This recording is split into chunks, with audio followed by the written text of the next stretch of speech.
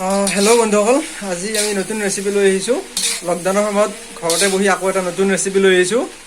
আজি আইটেমটো হৈছে আমি ঘৰতে বনাই চাওমিনৰ কিছু ৰেচিপি লৈ আহিছোঁ। Veg chowmein. এইটো কি বনাইছা?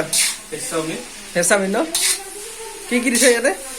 ইয়াতে তোমাৰ বন্ধাকবি আছে আৰু বন্ধাকবিৰ লগত কি কি আছে? পিঁয়াজ, বিলাহী, জলকীয়া। এইটো বইল চাওমিন। এইটো বইল চাওমিনটো ৰেডি কৰি থৈছা?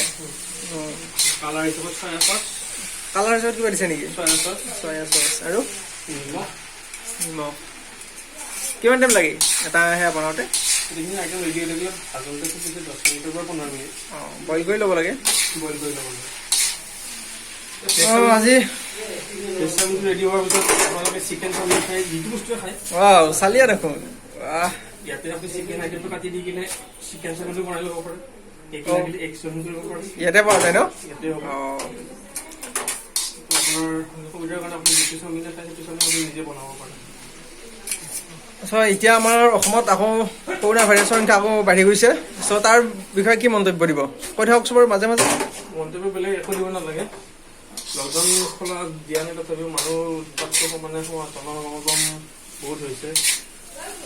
মানুহখিনি ইমান বুজালেও বুজি পোৱা নাই চাগে। সেইটোৱে। তথাপিও কওঁ, ঘৰতে থাকক। ঘৰতে থাকি এনেকুৱা নতুন নতুন ৰেচিপি ঘৰতে ট্ৰাই কৰি থাকক মানুহবোৰে। যদিও বাহিৰলৈ যায় মাস্কখন পৰিধান কৰক। মাস্ক পৰিধান কৰাটো সেইটো হৈ গ'ল। এইটো হৈ গ'ল। বহুত বনোৱা হৈছে ন? বেছিকৈ বনাইছোঁ।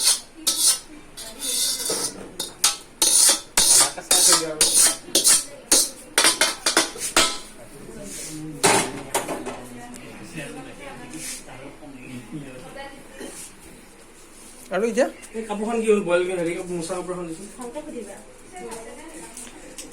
লকডাউনৰ সময়ত ঘৰতে থাকি সুস্থ থাকক।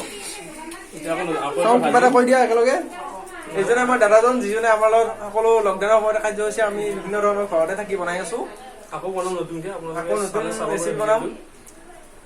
ঘৰতে থাকি সুস্থ থাকক।